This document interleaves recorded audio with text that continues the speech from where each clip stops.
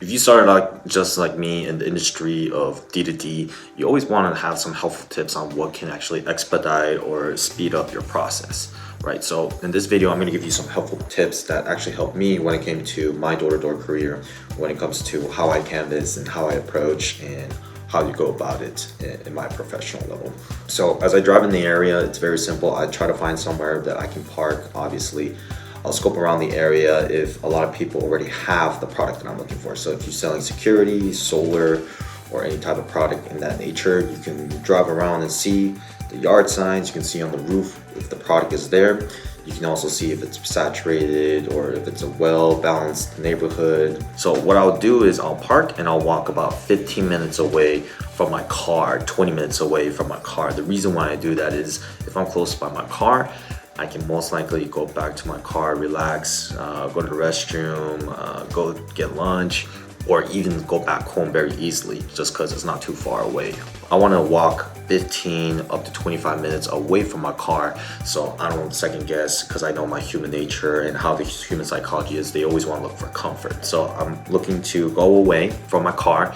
The first thing I want to do is, as long as I'm 15, 25 minutes away, I'm going to knock on the first door. It's going to be a solar home or a home that already has alarms, and I'm going to ask them how's their experience with the purchase, the product itself. Do they get hit a lot in this area? What's some neighbors that I should talk to that are close by you that are cool or not cool? What's some things I should look out for? You already build a relationship just like that in the neighborhood. You know a lot of things about the neighborhood. You know the people that you should talk to that are cool or not. And you can do that to other homes, 2-3 other homes, just so you already have like 3-4 names that you can use around the area, as long as they have a good experience and they're okay with you using it. So now you have social proof. Now you actually have status when in the neighborhood as you get in there before even it starts. Now the second is you don't want to discriminate any door. Every door that I see, I don't care if the driveway's cracked, I don't care if the window's cracked, or I don't even care like if it's old roof or old door.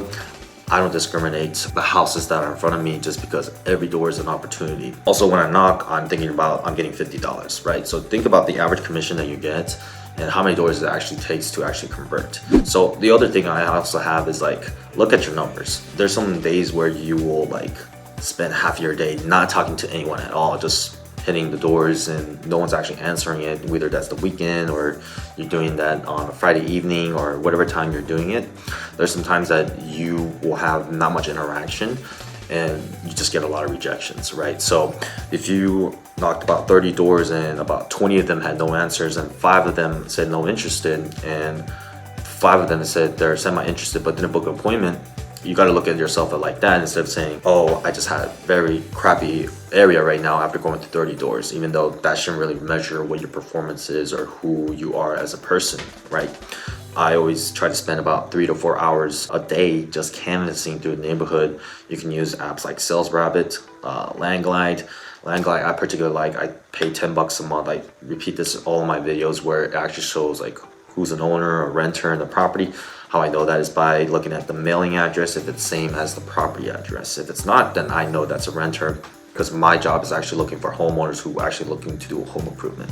That's my demographic. So it actually shortcuts my process because I already have data, information in front of me, and use that instead of wasting 3 minutes talking to a unqualified person because they just rent the property. After that, it's all about mastering your pitch, right? Saying the same thing over and over again, and you should have multiple pitches to be prepared for. One for super saturated areas, one for medium approach where people have hit the area but not really hard, and you should do infant markets like new homeowners that just move in and a new development. So you should have a pitch of like infants, like newcomers, medium, and people that are just like got slammed. So cold, medium, and hot. If you can master those pitches and if you can find out what the demographic is, because pretty much every neighborhood has a certain status to it or a certain demographic to it. So that's the reason why you want to knock on solar doors or homes that have security or already have the product, so you are already aware of the neighborhood just as your neighbors really quick.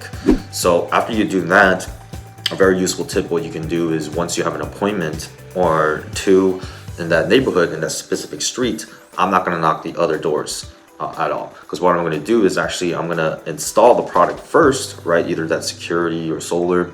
Once the product is installed, I'm going to actually go around the neighborhood and say, have you seen our trucks? Just install your neighbor right over there, because first impression is everything.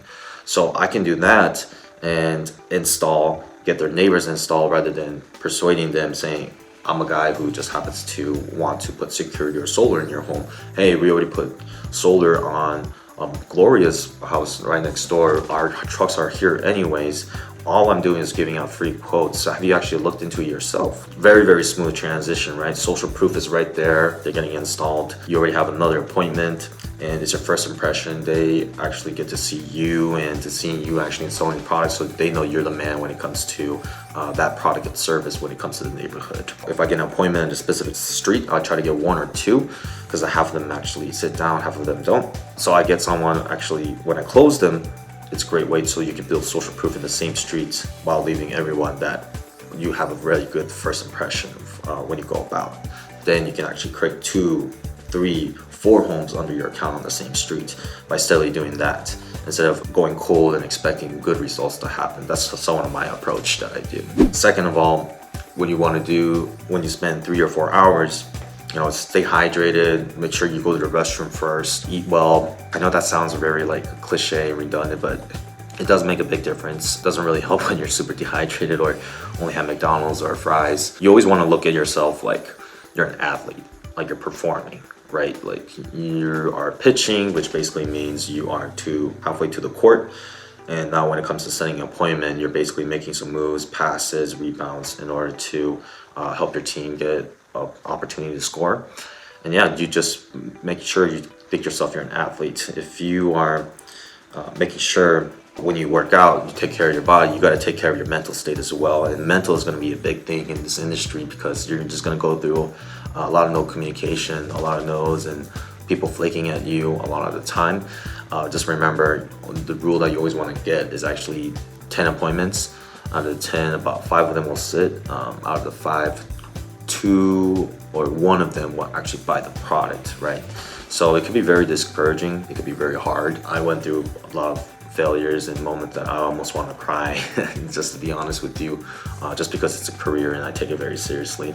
And everyone should do that, right? And another useful tip I can always tell you is like, treat it like a business instead of a hobby, because that's how it's going to pay you. If you treat it like a business, like it's your own baby, and you put in the effort and the hours, it's going to show up, right? So don't expect like a hobby. Don't expect like you're going to dabble here and there, just make an extra 5 grand, 4 grand here, rather than when you can make 10 grand, 15 grand, 12 grand, 13 grand by just going all in. Right? So you have to have that all-in mentality. No matter what people tell you, you need to brush it off, have rhino skin, because you, in this job, you have to fail to succeed. It's just not really that simple when it comes to sales or marketing. You have to fail in order to succeed, right? The more no's you get, the more successful you become, because you're getting closer to the yes. And obviously, when you do get the yes, you want to ask referrals, so now you can branch off and build a marketing web by just utilizing your customers, by providing great service and great product for what you have shown and what you have done as a person, right?